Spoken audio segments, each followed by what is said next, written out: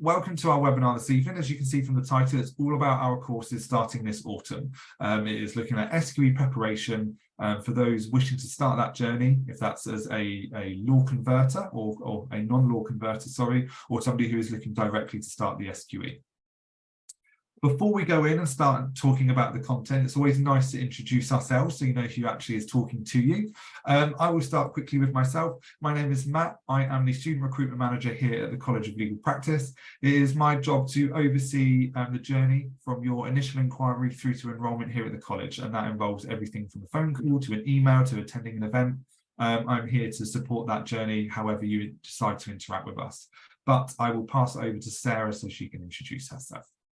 Hello everyone, thank you for joining us this evening. My name's Sarah and I'm one of the programme leaders at the college. So myself and my other programme leader colleague, we're responsible for the management and oversight of all the programmes and courses that you might enrol on at the college. And I principally have an interest in the SQE2 preparation course and the Graduate Foundation in Law conversion course as well. Thank you, Sarah. And Dan. Hi everyone, good to see you all. My name is Dan. I'm one of the LLM students on the part-time course at the moment, and I'm also a student ambassador with the college.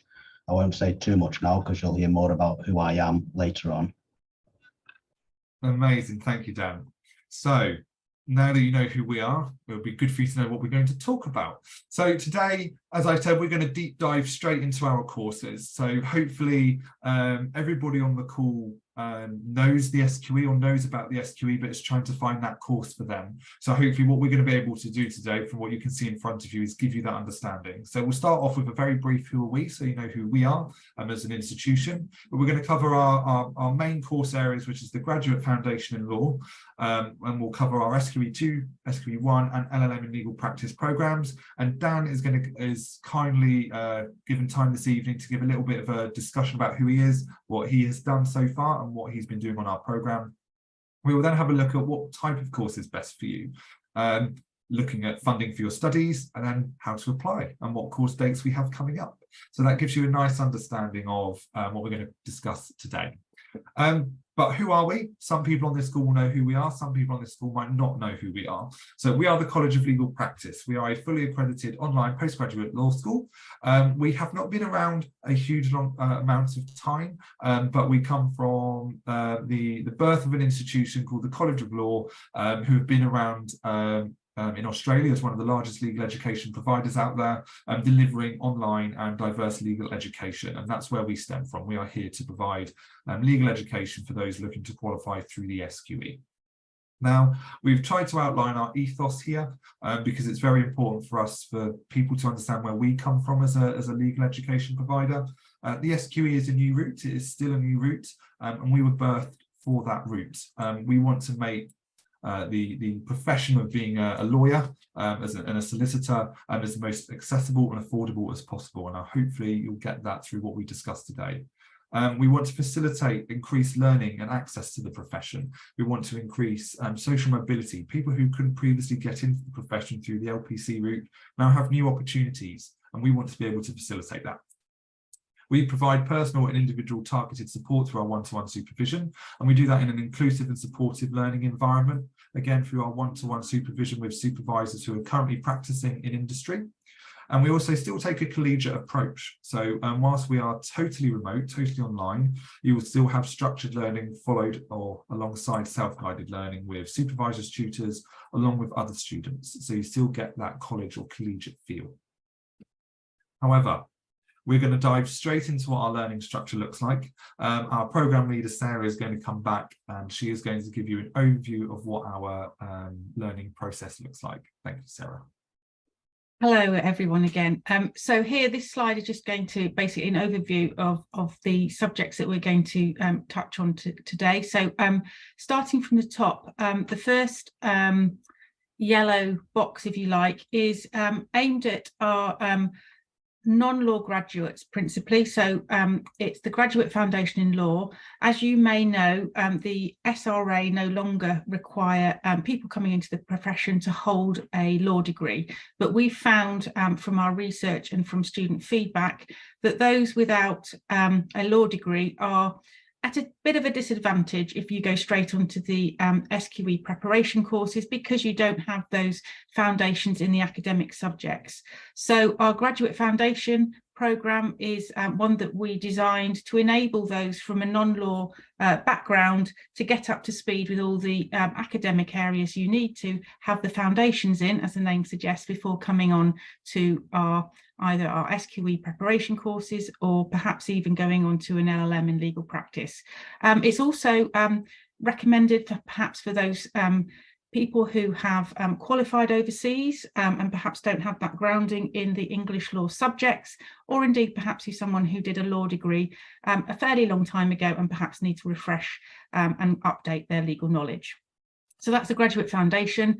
So then from that you would move either into the SQE preparation courses, so SQE 1 followed by SQE 2, so you can do those on a standalone basis, so that's the purple boxes, or you can go straight into those purple boxes if you've already got your law degree. On the right hand side of the page is an overview of our LLM in legal practice. So you can wrap up your SQE studies in an LLM. So alongside your SQE 1 and SQE 2 preparation courses, you'd achieve an LLM in legal practice once you've completed some transactional modules along with those SQE preparation courses and undertaken a capstone project, which to those of you who might know it in other terminology is equivalent to your dissertation and undergraduate level. So that's an overview of our programmes, and we'll obviously be going, as Matt says, into a deeper dive into elements of those throughout the session. Okay, so let's have a look a little bit at the detail of the Graduate Foundation Law. And I've already mentioned that it's our conversion course for those who want to qualify as a solicitor, but you don't have a law degree or equivalent knowledge, as it says, of the law in England and Wales. So perhaps you're qualified overseas. And what really distinguishes from maybe from other similar conversion courses in the market is it's uniquely designed, as it says on this slide. And it's been uniquely designed with the sole aim of getting you ready for SQE. So it's really, really tailored towards that next stepping stone onto the SQE pathway. So we do that by providing an introduction to obviously the English legal system, along with tuition in each of the foundation subjects that are listed on this slide. And each of those 6 foundation subjects are the compulsory subjects that would make up a law degree if you studied law at an undergraduate level. And we help you obviously get a grounding in those 6 foundation subjects through directed reading and preparation activities, which you would do on a self-study basis online, as Matt has said, but then you'd come together with other colleagues and your subject matter expert who would act as a supervisor into online workshops where you'll be discussing all the different subjects and facilitated discussions with your subject matter expert. So there is a real forum for you to bring any questions you've got, explore issues in greater detail, and really get the most out of your learning with your colleagues in those workshops. Alongside those dedicated subject matter workshops, and there are 4 in each of the subjects, you'll have town hall meetings. So your town hall meetings are facilitated by the module leader, who will be giving you information about the course, signposting you perhaps to upcoming assessments and other important information. And you'll also be supported on that journey during your GFL by one-to-one supervision. So that will be your personal tutor who will be there to support you with your progress throughout the course. As part of the learning material, so we provide you with bespoke manuals, so you don't need to buy any external material. All the materials that you need and resources that you need for the GFL are provided by the college and are included in the price of the course, alongside the manuals which are bespoke and have been specially designed for this course. You'll also have access to one of the main online legal databases, which is called Westlaw. Some of you might be familiar with that. And that is, again, part of the resources that we provide to you, and we will direct you to the relevant areas on Westlaw as part of the preparation for the workshops. Just to come over to the right-hand side of this slide, because this is a course that has been designed specifically for SQE2. It is presented in a SQE1, sorry. It is presented in a much more truncated version than you might typically see by other providers. So our GFL can be completed in just 20 weeks. This would be on a sort of full-time basis, so you'd have to have sufficient time to devote to the studies over that 20-week period. And Matt will be looking at some considerations to think about as to whether or not you would be in a position to complete the course in 20 weeks. If 20 weeks isn't going to be realistic for you, then we've got an extended 40-week course, which is done on a sort of on a weekly sort of day release basis, if you like. And Alice, as I can see, has now just put in the costs of the GFL, which, as it says on this slide, are typically half the cost of a more traditional GDL that you might be familiar with. So that's a sort of nutshell overview of the Graduate Foundation in Law. So just moving on to the next slide.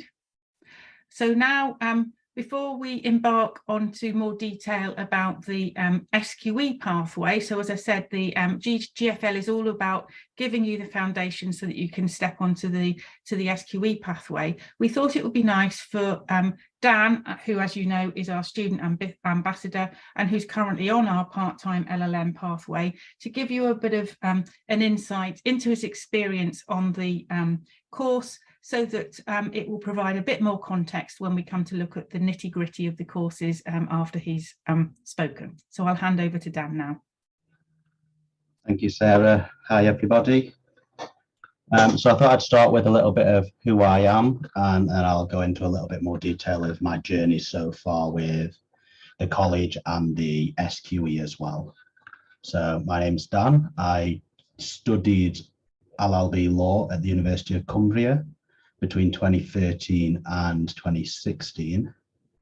And since I've graduated, I've worked in citizens advice in Carlisle and Eden, starting off in money advice and then going on to a variety of roles such as housing advice, welfare benefits advice, and now I'm currently one of the supervisors there.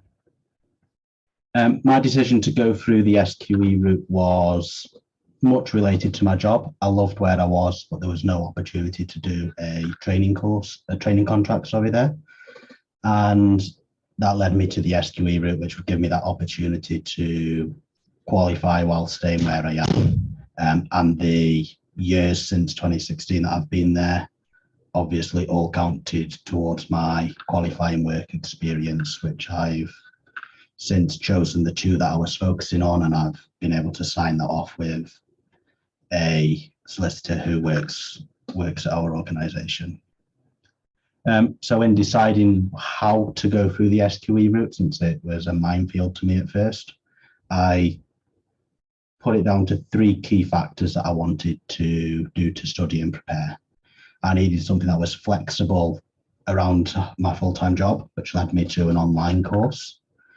I needed something that was affordable. I was going to rely entirely on a postgraduate loan, and I wanted an emphasis on support. I didn't want to be a number on a screen, but I wanted access to a tutor who would get to know me and be able to support me through my journey.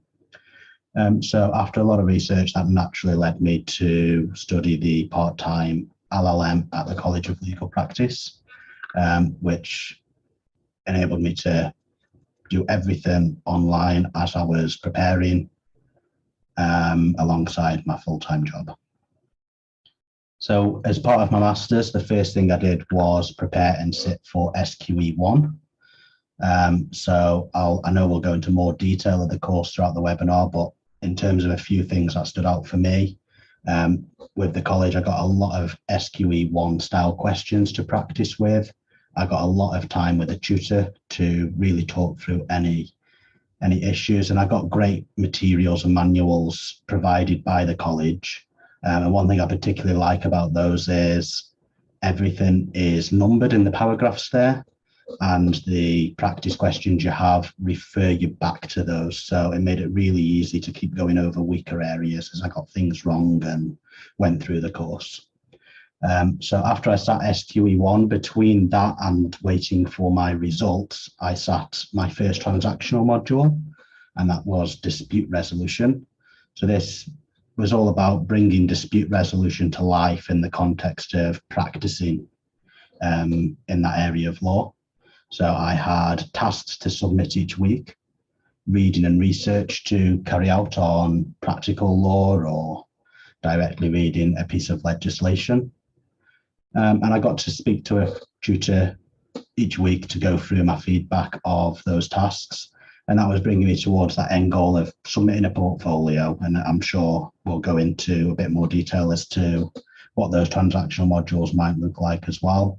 If not, I'm happy to answer any questions as well on those. I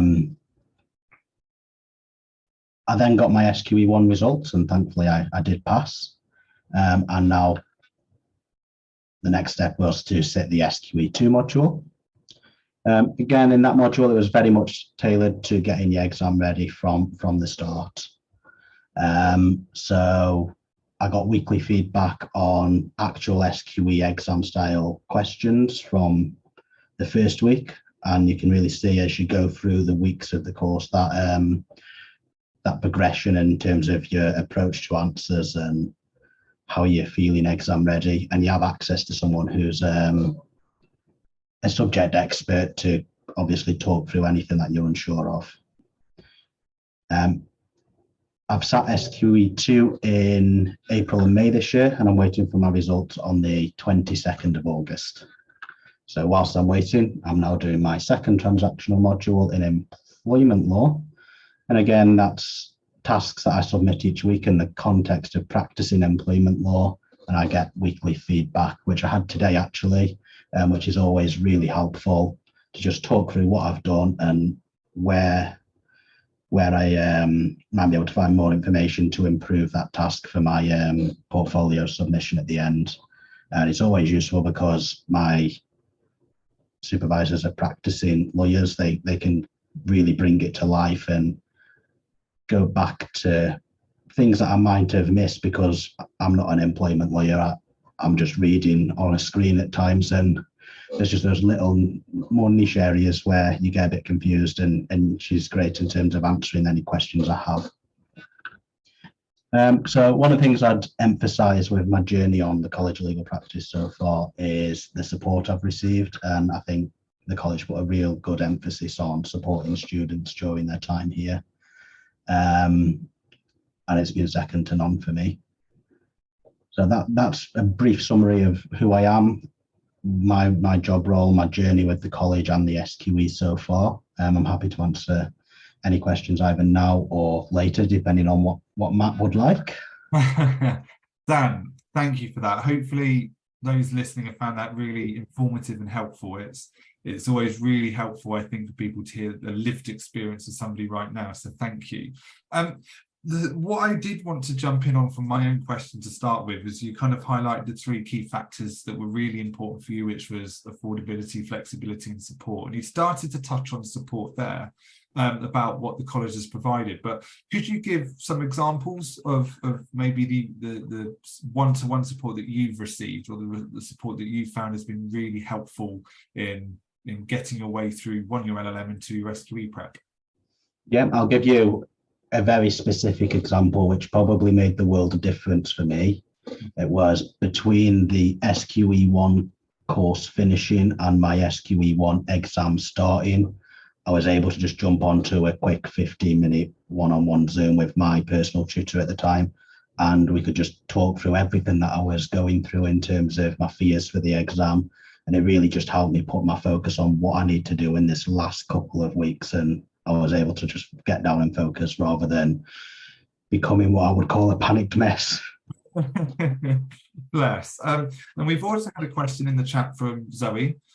She said, "Hi Dan, congrats on passing SQE1, which is a huge congratulations in itself.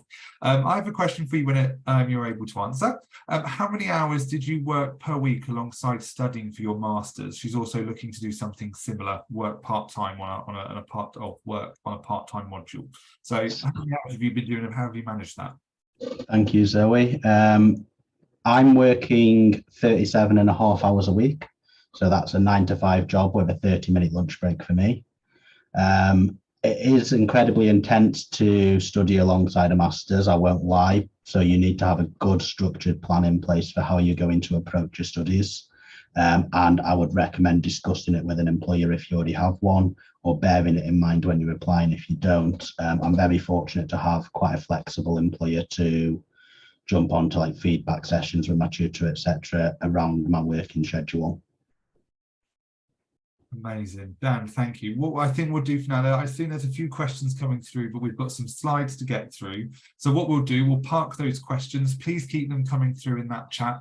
Hopefully, if there's any more generic questions, Alice will be able to answer those. But we will leave Dan for now to have a little breather, and we will crack on with the presentation, and we will have time for Q&A at the end, as I'm very keen that everybody has the opportunity to ask any questions you want to. So I'm now going to reshare my screen. And I have just one little thing that I wanted to mention before I hand back to Sarah. We have recently released what we call our Secrets to Success, Secrets to SQE Success Guide. Sorry, it's a bit of a tongue twister. This is a fantastic resource that has been derived from our supervisors and our students. So our students that have passed the SQE, Dan was included in this. He was part of our focus groups for creating this guide. But it comes from those who are delivering content and delivering education, and also from those passing the SQE, what has been key for them and key in education to make sure that you are successful when sitting the SQE. So this is a fantastic guide that if you're still unsure about how to approach the SQE, things to think about, things to look out for, this is an awesome guide for you to download and have a look at and hear from first-hand experience. I've got a few pointers on the screen now, I won't go through them, but what I wanted to highlight was it comes from those who have passed the SQE, it comes from those who are delivering SQE education that is helping people pass. So it's a fantastic resource for you to lean on. You can access it throughout that QR code, or you can find it on our website, but really think and can't stress enough that I think you should go download it. But what I'm going to do now is I'm going to hand back to Sarah. We're going to now jump straight into our SQE preparation courses. Firstly, I am aware when I did these slides, I didn't include the prices on the slides, which is a little bit silly of me. So please have a look in the chat as we go through the slides. Alice will be popping the prices per program in there as well. But my apologies, but they will be included in the email that you get after this. But Sarah, over to you. Thank you. And just before I start on SQE1 prep, I can see that there's quite a few questions about the time you need to devote to the various modes of study. We will be covering that in a little bit more detail in a later slide, and Matt will be able to pick up any questions you've got about that. So I just want to spend a bit of time on our SQE1 prep course, and I really want to pick up on some of the points that Dan has made, because as Dan has said, it's all about making sure that you're ready for those testing multiple choice questions, which I'm sure you've all heard about in SQE1. And essentially, as this slide says, this module is uniquely designed. Again, it's designed from scratch. It's not taken on any of the sort of old LPC regime. It's designed from scratch so that you are as fully prepared as possible for the SQE1 exam. So as you may know, SQE1 is going to test you on 13 areas of law, 13 practice areas, covering the academic studies that you might have done at an LLB undergraduate level, together with the vocational practice areas that you would have studied if you'd gone down the old LPC route. So our SLK course covers all of those 13 essential areas. And we provide, in order to do this, we provide a wide range of activities that suits all different types of learning styles.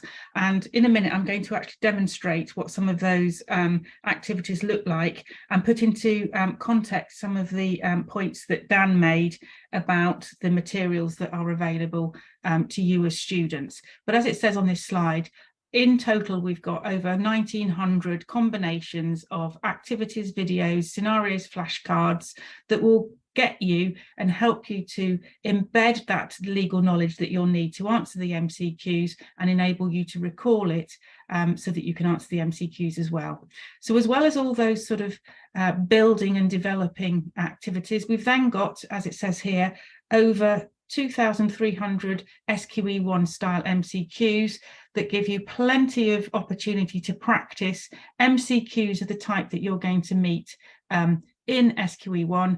As Dan said, there's so many resources available here, and we've also launched what we call our 360 MCQ, which essentially is an opportunity at the end of the each module for students to practice the whole SQE1 experience. So the 360 MCQs that you'll face, which are broken down into 4 separate assessment points. So again, in that time between the end of the module and the sitting of the SQE1, you've got all of those resources there to practice to get you as ready as you can be for SQE1. So all of those activities are what you would do on your self-study basis. But as Dan said, you're fully supported throughout that journey by a number of group activities. Here, these are our surgeries. So each of our 13 practice areas all have dedicated surgeries, which are led by subject matter experts, and it's your chance to ask questions in relation to any queries that have arisen while you've been working through the activities.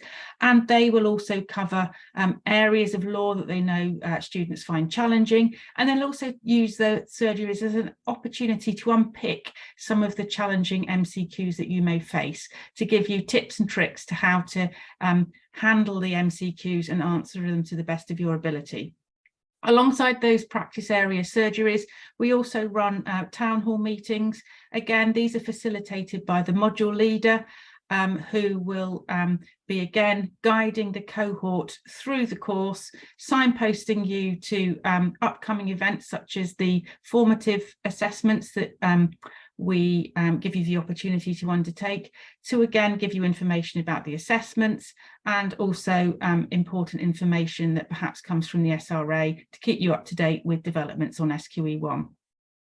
So again, the other support that you get, so it's not only cohort support, but you'll also get individual support from your one-to-one supervisor. And as Dan has already said, these provide really important touch points, which you will get on a regular basis throughout the course to enable you to check in with your supervisor to see how you're doing, what areas you're struggling with, what areas you're doing well, and they can then give you guidance and support to help you progress through the course so that you're as ready as you can be by the time you get to the end of the module.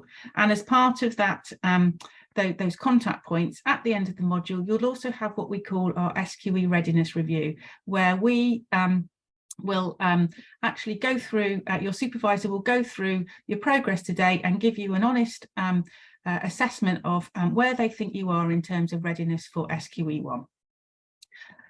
As it says on this slide, and I think I've already mentioned this, is that throughout the course, as well as all the units that you'll work your way through, you'll also have mock SQE1 assessments. So we start you off small and build you up in terms of the number of MCQs we ask you to complete, until by the end of the course you will be undertaking mock assessments of the length that you'd be facing in SQE1. So we build you up, and we use those marks from the mock assessments, not to beat you with a stick, but to give you some indication of your progress and to help you on your journey throughout the module. The other thing that Dan has mentioned, which is really valuable on this course, is that, again, we provide you with all the materials that you need. So you don't need to buy any additional manuals, textbooks, or anything like that. We provide you with all the hard copy materials containing all of the functioning legal knowledge that you need across those 13 practice areas. We provide them in hard copy to you and also in electronic form, so you can use them as you work your way through the course. So I think that sort of gives you an overview of some of the activities, and I'm just going to show you how these feed into what the course actually looks like in a minute.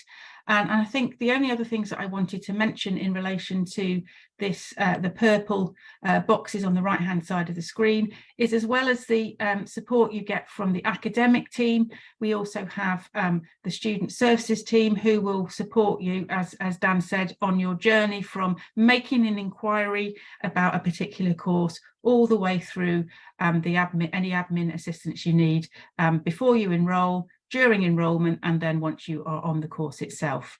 Obviously, as an online provider, we really recognise how important it is to make sure that you feel supported from an IT perspective. So we've got a dedicated IT team who are there to troubleshoot and help you with any IT issues you've got.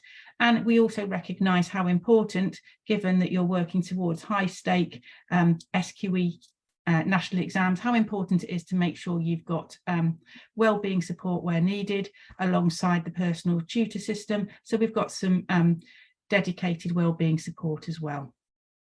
So that was everything that I wanted to mention in relation to SQE 1. So what I'm going to do now is just show you how this might look in practice in relation to one of our courses on the SQE 1 preparation. So just bear with me while I share my screen. And I just want to make sure, hopefully you can see the screen now. Okay, so if you enrolled on one of our SQE 1 preparation courses, you would be given access to what we call Solicitor's Legal Knowledge. So that's the name of our SQE 1 preparation course. So when you log on to our learning platform, which is called Canvas, you get taken to a landing page, which is this home page here. And this essentially is your go-to place for all the information about the particular course. And it contains essential information about what you're going to study, how you're going to study, and also information about all the modules that you will be looking at as part of your preparation for SQE 1.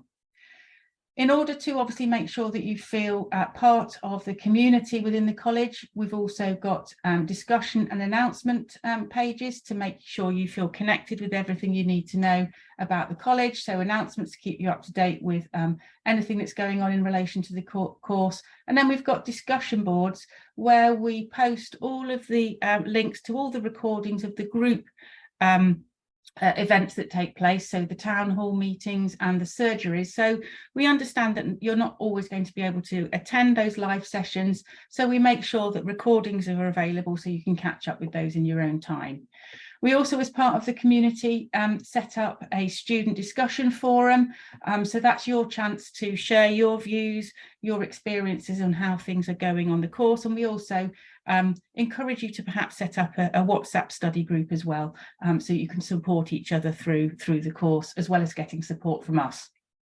So now I'd just like to take you to a particular unit. I'm just going to use the contract unit because some of you who perhaps studied law at an undergraduate level will perhaps remember your contract law from then. So I'm just going to show you a particular unit from the contract module so you can see how it works.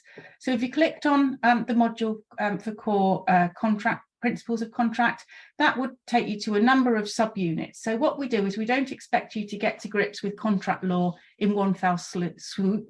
We break it down into a number of elements, of which we call subunits. And each subunit on the SLK course has exactly the same format. So every single subunit for all of the 13 different practice areas will follow the same format. So as Dan said, each of the subunits are related to the section in the manual in which you need to use. So this is relating to contract terms, which we call section 1.2. So all the references in this in this canvas area, 1.2 relates to section 1.2 in your manual. So it's a really, really easy reference point for finding your way around the manual. So you always start with some introductory reading, and also you watch some various videos to get an overview of the particular subject, all about the contract terms, and you've also got a transcript that accompanies each of those videos. So as you can see, that's going to give you a wide range of opportunity, which whatever kind of learning suits you. You can either be a visual learner or you like to read text. We provide that flexibility there for you. And as you can see, we also direct you to the relevant links in the contract law manual, which will be chapter 1.2. So once you've done your reading, obviously we want to make sure that you've got that understanding from reading, because it might have just gone in, but obviously you need to make sure that you understand it and you retain and embed that knowledge. So the activities we've devised are, again, a variety of activities to help with that understanding, retention and recall. So the first type of activity that you might want to do, which is all about testing your knowledge that you've arrived from your reading, is what we call our drag and drop. So you're given a number of drag and drop activities, and essentially, as the name suggests, you're dragging words across to the relevant sections in the order in which you think that they need to appear, and then you can check your answer to see whether or not you're correct. And you can retry it until you get it correct, or you can just show the solution so you can see the correct answer. So once you've started to make sure you've got your understanding, you might then move on to the flashcards. So the flashcards are all about testing your knowledge, embedding and retention of legal principles. So the flashcards, there's a number of flashcards. As you can see, this subunit has got 23, all devised with little scenarios to enable you to test the legal principles that you have read about. Again, you've got the questions, so you in your mind you can either jot down what you think the legal issues are, or you can just mentally make a note of those. And then once you've had a go at thinking about the legal issues, you turn over the card, and that is then will give you the answer. And again, you can go back to the manual to double check your understanding in section 1.2. So there are a number of those, and all of these activities can be done any number of times. So obviously when you're coming to doing your revision, you can keep going back, or consolidation, you can keep going back to which of the activities you think best suits the way in which you're going to learn and retain that knowledge. So obviously you're working towards the SQE1 exam, which is all about those multiple choice questions. So every single subunit that you will be studying on SLK will have a number of multiple choice questions for, again, you to test your knowledge and application. And these questions have been written to simulate the type of questions that you're going to face in SQE1. So you will see here that there are a number of questions. There are 10 in this particular subunit. Most of the subunits have 10, at least 10, some have slightly more. And again, the way in which the SQE1 is set up is that you'll get what's called a STEM, which sets out the facts of the scenario. There will then be a question set out here, and then there will be 5 options. And SQE1 is all devised on what we call single best answer. So from a first glance, all of the particular answer options could be plausible, but there is only one answer that is the best answer based on the facts that you've been given. And that's part of the technique that you'll be developing through SQE1 preparation course, is to work out how to work out which is the best single answer. I'm not obviously going to show you how to do that now, but what I will do is just show you how these MCQs work. So say, for example, you think that the answer to this question is the first option. So you select that, and then you can immediately check your answer. and you will see that it tells you why it's wrong. It tells you it's wrong, but then it will also explain why it's wrong, which is really important from a learning perspective. And then it will refer, as Dan has said, refer you back to the manual so that you can then go back to that aspect of the manual to understand yourself why the Supply of Goods and Services Act was not the correct answer. And again, you can show the solution so you can see what the correct answer is, or you can retry again and again until you do get the correct answer. And again, we use these MCQs as a real learning tool to help you embed that knowledge and enable you to recall that knowledge throughout the course. So as well as these subunit multiple choice course questions, I also mentioned already that you have a number of formative assessments, and these are very similar to the type of questions you might see on the formatives. And as I said, there's also the 360 MCQs right at the end of the course, which basically gives you the opportunity to try out a sort of as near to life SQE1 experience as you can. So that is everything on SQE1 preparation course. So I will stop sharing again, just so that we can go back to the slides. I don't know whether you want to have any questions at this point, or shall I go straight on to SLS? We shall jump into SLS, but okay. So we have a demo for SLS. No, we were no. I thought that was the case. So just moving on to SLS then. So SLS is our SQE2 preparation course, and this is slightly differently modelled to SQE1 because it's all about getting you ready for being able to be examined in the 6 legal skills of drafting, research, writing, case and matter analysis, and the oral skills of advocacy and client interviewing. And those are all going to be examined again in the context of your SQE1 knowledge. So don't discard your SQE1 knowledge, because you'll absolutely need it for SQE2 as well. So as well as giving you the opportunity to refresh your knowledge of SQE1, we will also be giving you the opportunity to try out and practice the skills in a variety of ways through, as it says on this slide, over 100 activities, practice tasks, and then mock assessments that again simulate SQE2 style assessments. As part of that preparation, not only will you be doing those on a self-study basis, but you'll also have the opportunity to practice each of those skills and each of those oral skills with an individual supervisor who will either mark your written submissions and give you feedback, or you'll have the opportunity to practice the oral submissions of advocacy and undertake an interview in front of a supervisor in order to get that all-important feedback to get you ready for SQE2. So those practices take place at regular interviews throughout the course, and at the end of the course you'll also have 3 SQE2 style assessments, again that will simulate typical SQE2 style assessments, again as a further opportunity for you to practice an SQE2 style exam. Alongside all of that support from the resources and from your supervisor, you'll also get a personal tutor as well, who again, in the same way as on SQE1, will guide you through the progress on your course and meet with you at regular intervals to check in with you and make sure that you're progressing in the right way. In addition, in the same way as for SQE1, there are also full group cohorts, town hall meetings, and practice area surgeries as well. So in order to just quickly just give you an overview of how it works.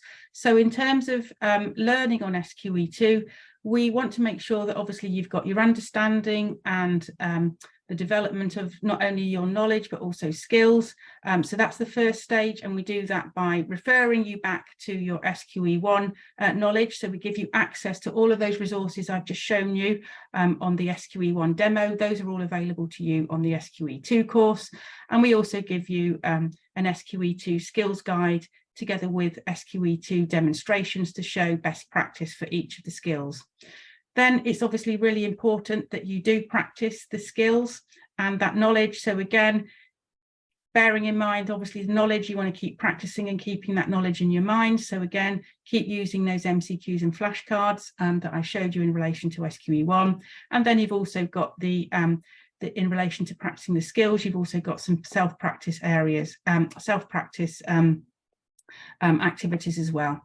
And then lastly, as I said, the really valuable thing, I think, in relation to SQE2 is this opportunity to get feedback from SME supervisors on all of those 6 skills in these simulated SQE2 style activities. That was a bit of a whistle-stop tour through solicitors' legal skills. Dan, I'm sure, can give you a little bit of insight into his experience on our SQE2 preparation course, but I'll hand you back to Matt for the time being. Sarah, thank you. We've got a few questions banked from all of that, so we'll come back to those Q&A at the end. I'm aware I said we would have a Q&A, and we are 50 minutes in already, so I'm hoping our other panelists are happy to have another 10 minutes or so, just so we can get through some questions, but I will rattle through the rest of our presentation and give Sarah a little bit of a break. So what I wanted to then start with was looking at our LLM in legal practice.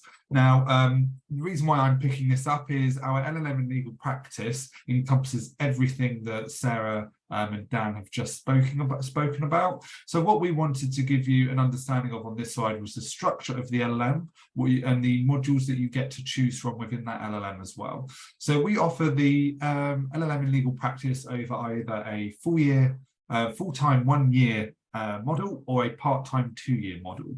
Now, the full-time program follows the full-time SQE standalone modules that we offer. So we will come on to the length of those in a minute, but full-time is 13 weeks, which is around 35 hours of study a week. So as you go through the full-time LLM, you would be looking to commit full-time, equivalent like a job. You would be looking full-time study. So you start with your SQE preparation, you then move on to your SQE1 exam, and then you would move on to the 3 elective modules that you've chosen, and you can find those elective modules at the bottom of the screen. And then once you've completed those, you move on to your SQE2 preparation, alongside your capstone research project, which, as Sarah said, is the equivalency of a dissertation.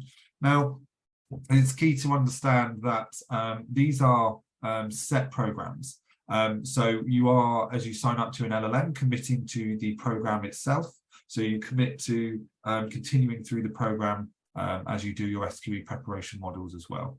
Then you can see with SQE2, with the part-time LLM, there's a slight difference where you have 1 elective module in between your 2 SQE preparation programs, and then you go on to have 2 electives at the end alongside, again, the capstone research project.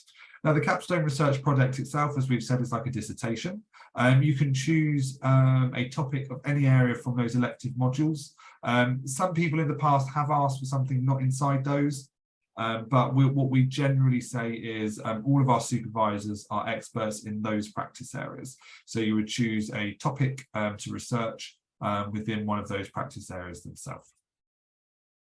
Now, Sarah obviously went through our SQE1 demo, but if you're interested in SQE2 or our Graduate Foundation in Law, we do have a demo page where we have all demos for you to download and work your way through and have a look at the content that we've done. So I would suggest follow that QR code, head to our demo page on our website and start downloading some demos for you to have a look at the content and play around with some of those questions. But what type of prep course is best for you? So what this page shows is the content in which you'll go through and how long you can do that. So these are the options in which you study. So on SQE1, we offer over 13 weeks full-time, 20 weeks part-time, or 40 weeks over an extended part-time. Now, we've tried to provide a little bit of an understanding of who these might be key for, but hopefully what you're getting away from this is you know your situation and you can dissect, hopefully, with what we have to offer, what might be best for you. So if you're looking to do a full-time program, so the LLM in legal practice, its full-time modules follow the 13-week SQE1 and the SQE2 is 10 weeks long. We advise if you're a recent undergraduate, you've just done your GDL, you've just done your LLB, or you're working part-time, this is the best one for you. Like I said, study commitment time per week is 30 to 35 hours. So you would expect to have to commit that each day. So you're looking at potentially 8 hours a day, 8-9 hours a day of study. We then have a 20-week part-time program. Now, this is slightly less in hours, and this is one of our more popular modules because people can continue to work alongside their study. Now, with the SQE, what's great about this is that QWE and qualifying work experience that you need to complete as part of your wider SQE qualification. If you want to earn and learn, if you want to be completing academia but still be funding your studies or funding your lifestyle, the 20-week program starts to offer that so you can get an understanding of being able to manage both. And then we offer a 40-week extended. Now, this is for people, if you have not studied law for a long time, or you not only have professional commitments, but a lot of personal commitments in your life, this is a better program for you. It's about 10 hours of study. So that's a day on the weekend and maybe one evening. So it gives you much more flexibility. And if you're also not in a rush, if you're not overly worried about completing the SQE in a rapid time, this gives you the opportunity to spend much more time going over the content, really understanding it. So there's a few different ways in which you can complete our programs. What I would say is our programs in structure do change every iteration, just like university programs do. So what the information we have here is just a guide and an example, and might not be 100% accurate, but what we're trying to do is give you the best understanding possible about how you might want to study. Now, one question, or the questions that we always get, are fees and funding. How can you fund your studies? So what we've tried to break down on this slide is give you the best understanding of the fees that you might need to commit if you are funding them yourself, to give you the understanding of the breakdown. So our graduate foundation law, 3,250. In total, our SQ1 and SQE2 standalone courses are 4,100. And our LLM in legal practice, which includes that SQE preparation, is 6,900. Now, one question we always get is, do our programs include the cost of the exam?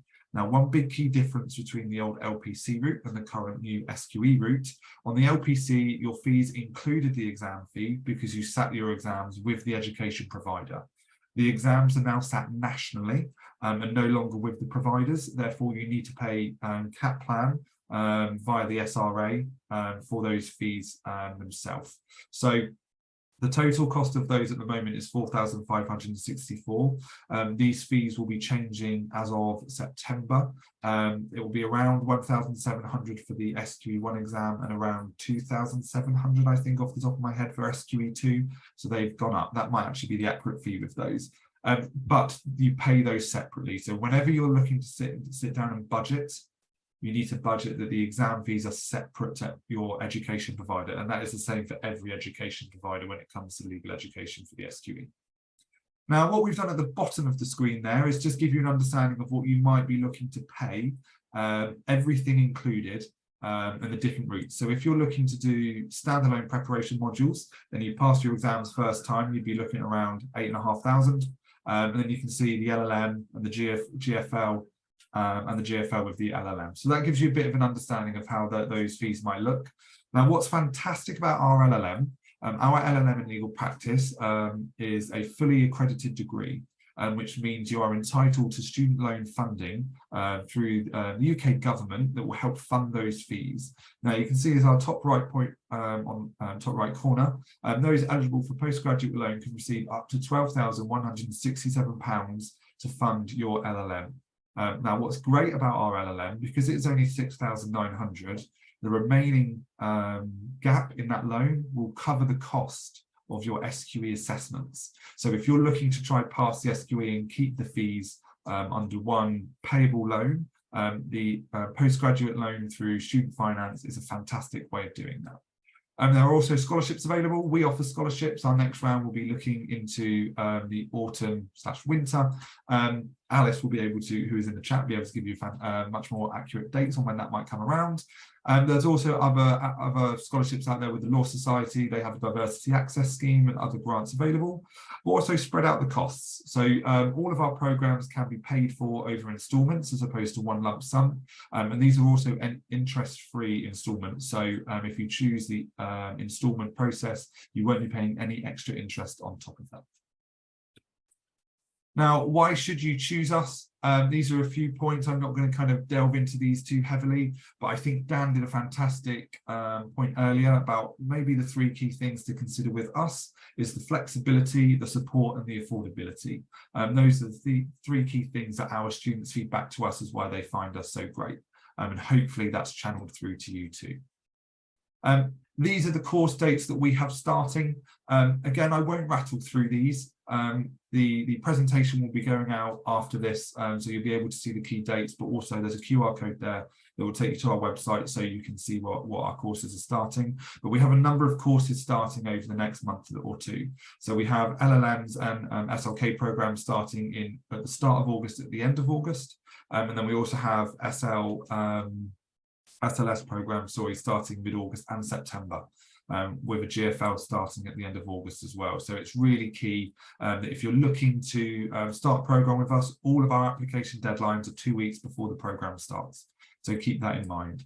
With SLK, the sooner, or our SQE1 prep and our LLM, the sooner you sign up, you get the first 3 modules sent out to you for reading. So the sooner you sign up, the sooner you get some reading in, which is perfect to start your program.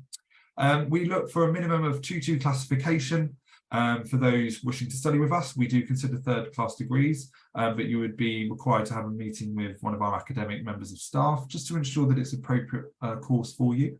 And if English isn't your first language, we do require the IELTS, but if you have studied at an English-speaking university, we will accept an English degree on behalf of that.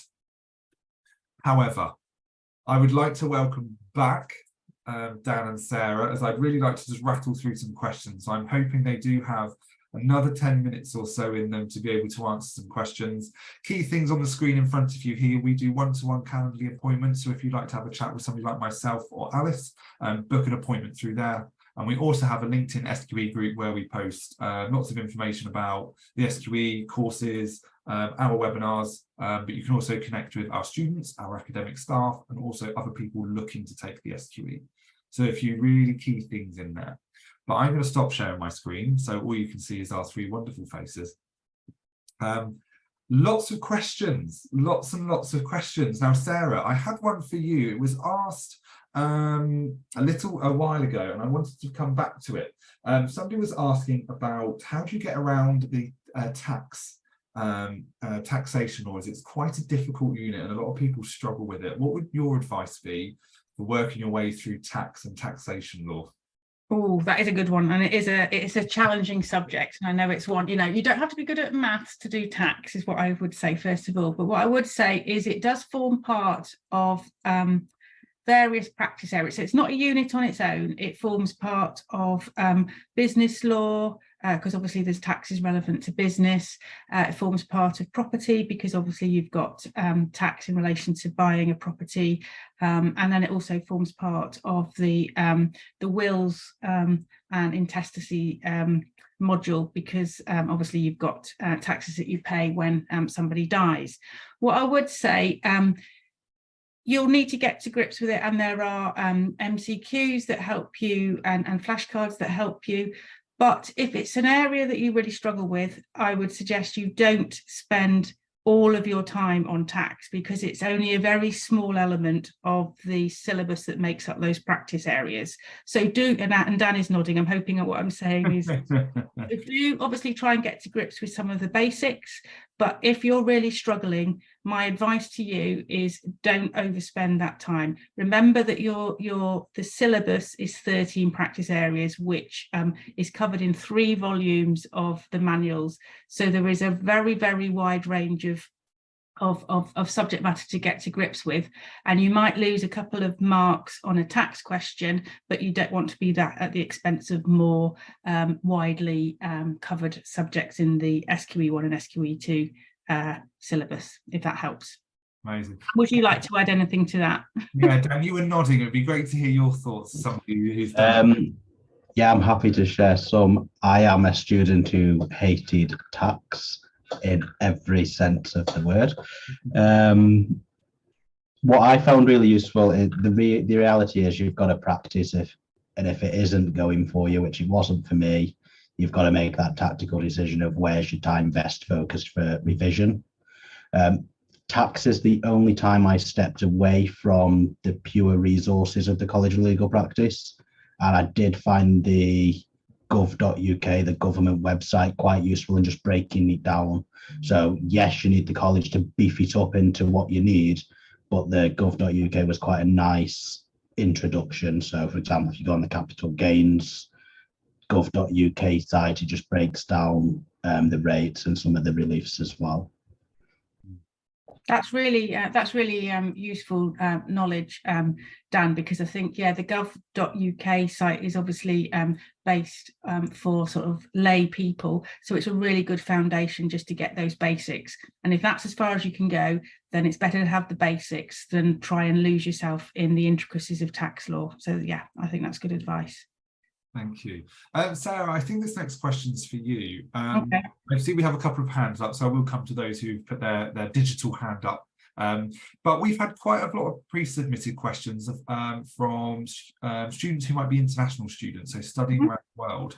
Is it possible to study with us as an international student? Do they have to be in the UK to study with us? And are there any barriers to being an international student with us? Okay, that's a great question. The short answer is no. You don't need to come to. So that's one of the real advantages of us as a purely online provider. You don't have to come to the UK to study. What I would be mindful of is obviously in relation particularly to SQE2. SQE1, they have actual exam venues all around the world. So you should be able to hopefully find somewhere that's near to your home jurisdiction. SQE2 at the moment, the oral assessments do have to take place in the UK. So that is something to bear in mind. But in terms of the preparation course, absolutely, you can do all of your studies in your home, from the comfort of your home or from the comfort of your workplace, wherever you're based. One thing I would just say is obviously in terms of timings, we do our best in terms of the one-to-one appointments to try and accommodate those one-to-one appointments so they work from you. So we're not expecting you to get up in the middle of the night to meet with your supervisors. So we do try and, if you're based in the Far East, to have your one-to-one appointments early in the morning, or if you're in the West, to have your appointments later in the day. So we do our best to do that. And then obviously the group sessions, which do tend to be during the middle of our UK day, which obviously might not suit everyone who's based overseas. As I said before, they're all recorded. So if you can't make the live session or it's not a time that works for you, then you'll always have access to the recording. Thank you, Sarah. Now we have a couple of hands up, so I apologise those with their hands up been waiting a while, but hopefully you now can ask your question. Sianda, I'm going to just allow you to talk. So hopefully if you have your question, if you'd like to ask your question now, please go for it. I've given you the ability to talk. If not, we can head to Fayashayo, but Sianda, over to you. Are you there, Sianda? If you have any issues with your mic, please pop the question in the chat and we will pick it up from there. What I will do for now is we'll head over to Fayashayo.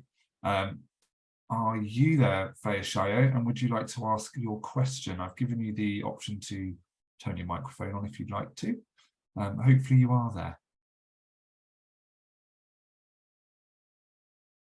I'm going to assume no. So what we'll do, we will go back to some questions that we've had pre-submitted. If you do have questions, pop them in the chat and we'll carry on for another 5 minutes or so, because I don't want to take up everybody's evenings, including those who are here. But Dan, I think to come back to you, another topic that we've had is working alongside studies. Now, hopefully what those have been able to do from listening to you and some of the later slides is get an understanding of different structures that we offer. But how have you found working full-time, studying not just a standalone module, but an actual full master's part-time as well? How have you found that? What have been the key things to keeping on top of that? I think it's very difficult and it can easily run away from you if you don't keep on top of it. So I think making sure you have a clear plan for studying and try to stick to it. That's obviously accepting that things go wrong in life, and that's where your tutor at the college really comes in. So any problems you're having, talk to them early on. And it's also worth talking to your employer. A lot of employers will be willing to offer some kind of study leave, whether that's a lump sum towards the exam to revise, or whether for some people like they get regular days off per week. I didn't get any of that, so I'm talking from jealousy maybe, but it's worth having the conversation because you might get it. Thank you. And one that I wanted to pick up on, it was one I mentioned to you before we started this call. We've had a really interesting question submitted. What we try to do is have all of our courses start and finish in line with an exam, but there's always sometimes maybe a little grace period where you might have a week or two where you're waiting for your exam. What did you do in those time periods between finishing your preparation course with us and waiting to sit your exam? What did you do to keep on top of your work? So for both SQE1 and SQE2, I filled that entire period with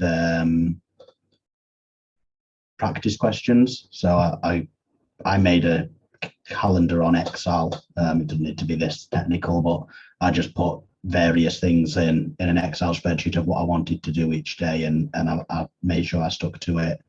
And for SQE1, that was as many timed mock exams as I could. For SQE2, that was a little bit more flexible to, I'm going to look at these 4 subjects this Saturday and try and make a mimic of what an SQE2 exam day might look like. And that did include dragging my mother-in-law to a side to play the role of judge, practice my advocacy and interviewing as a client. So that was really helpful. But as many practice questions as you can at that stage, I think is the most useful. Amazing. Sarah, from a college perspective and an academic perspective, is there anything that the course provides or we do to support that? Yeah, so I think I'd just like to echo what Dan has said. I think you just need to sort of be structured and be realistic and try and stick to that timetable that you set. But from a point of view of the college, we at the end of the course, obviously you'll continue to have access to all of the resources that have been made available to you during the course, and we keep those course materials available to you for 10 months after the course end, because we realise that sometimes it might be that the immediate sitting for SQE might not suit you, so you might decide that you're going to postpone it until a later date. So we keep those resources available to you. And then in addition, as I said, we give you additional, as well as all the resources, we give you some additional papers to have a go at to use in practice. So for SQE2, we'll give you some additional 6 additional assessment papers that you can use during that period. And as I said, for SQE1, you'll have access to that 360 simulation of a complete SQE1 exam. So I think the real watchword is practice, practice, practice. I think during that period, but don't overwhelm yourself. The temptation might be to cram as much into every hour every day. Remember that you do need to factor in breaks as well, because your brain will just go into brain freeze and you won't be able to take anything in, and that will defeat the object of what you're trying to achieve. Thank you. Yeah. Oh, and lastly, just wanted to say, although the SME supervisors won't be available, you do still have access to that pastoral support, because obviously we recognise it's a stressful time. It might be that you need some help with wellbeing and just some support in the run up to SQE exams, and the academic team are on hand to make sure you've got that support available and to answer any last minute questions about SQE. Amazing. Thank you, Sarah. Begum, you have your hand up, so I will give you the opportunity to switch your microphone on if you'd like to and ask a question to either Sarah or Dan or both of them. Did you have a question you'd like to ask? Hi, yes. Can you hear me? Yes. Perfect. Hi. My question is for Dan, actually. I'm going to be joining the SQE1 in August. I'll be starting in August next month. I just wanted, to find out what, 2 questions. The first would be, your top tip for studying for the SQE1, if there is one you could give. And the second, if there was anything you regret not doing as much that you feel maybe you could have done more of. Great questions. I'll answer both with the same almost, but I'll flesh them out a little bit. Okay. My tip and my regret is practice questions. Do as many as you can. Okay. But yeah, so in terms of my tips, try to structuring practice questions as often as you can. One thing that I think really helped me is if I had 5 minutes spare before the end of my lunch break, I'd just go on and try and do a couple extra, because it really just helped to embed it. And you might find by doing that, you start to memorize the answers. That's not a bad thing. Just remind yourself what the relevant legal principle is. And that's really practicing that active recall that you need to do an MCQ. In terms of regret, I'd have probably done more timed exams if I could.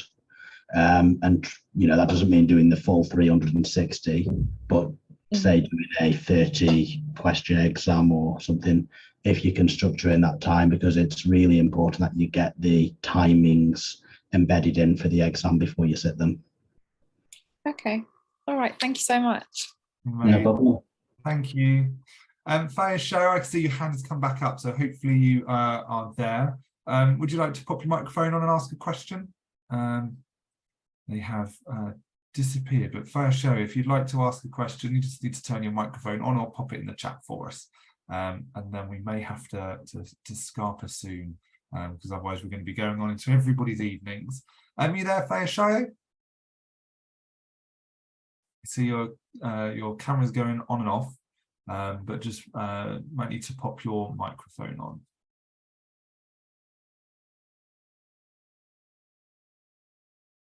I think we might be struggling there. Sianda, I can see yours has come on as well. Your hand up. So, Sianda, do you have a question to ask Sarah or Dan? Hello, can you guys hear me now? Yes. Finally. Oh, thank God for that.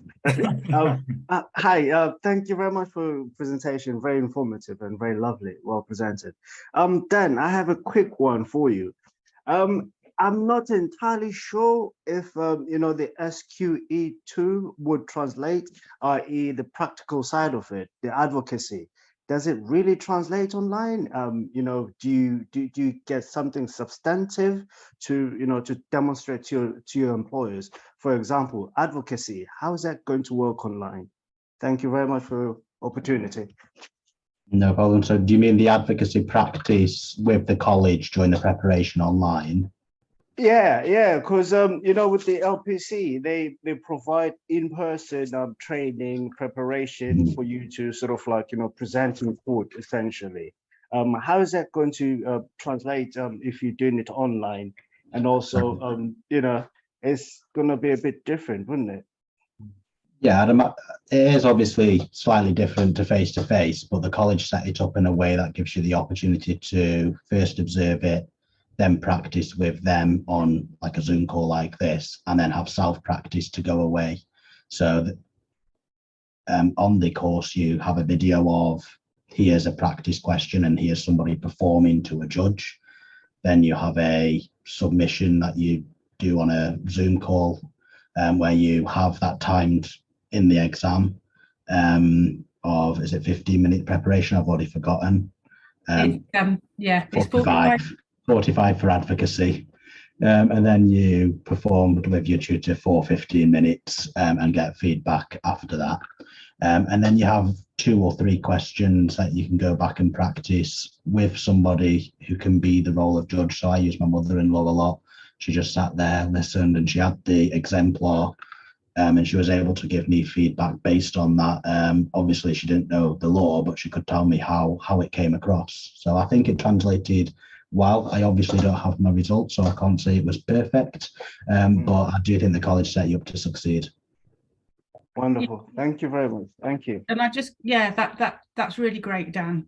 Good to hear. And yes, all the people, as Dan said, all the people that you practice in front of, so your supervisors, are all experienced legal practitioners. So they come from a dispute or a criminal background. So they're used to being advocates and also appearing in front of judges, so they can really give you the feedback that you need to make sure that you polish your submissions.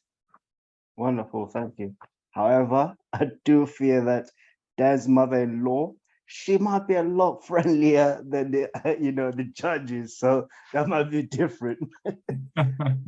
Well, as I say, yeah, the supervisors will behave. Some of them, in fact, are actually sort of judges in their sort of other roles that they do, so they will be used to behaving like judges as well, to give you as realistic a submission experience as possible. Thank you very much for your time. Thank you. Leander, thank you. Everybody, I'm afraid I think we're going to have to leave it there now, as we have run over a little bit. Thank you to both Sarah and Dan for staying for that. I apologise that it's run over slightly, but I'm really pleased we've been able to speak to some of you. We're really pleased that hopefully we've got lots of information. I'm seeing lots of thank yous in the chat, so that is wonderful to see. But like I say, a huge thank you to both Dan and Sarah for their time and their knowledge and their expertise. I think, as I said earlier, our Secret to Success guide, really download that, because that is everything that Sarah and Dan have gone through this evening. So that'll be your little holy grail to be able to approach the SQE. But everybody, thank you for attending. You will receive an email with the recording, the transcript and the presentation slides over the next few working days. So please look out for that. And hopefully we look forward to seeing you join us over the autumn. Thank you, everybody. Thank you, everyone, for coming along.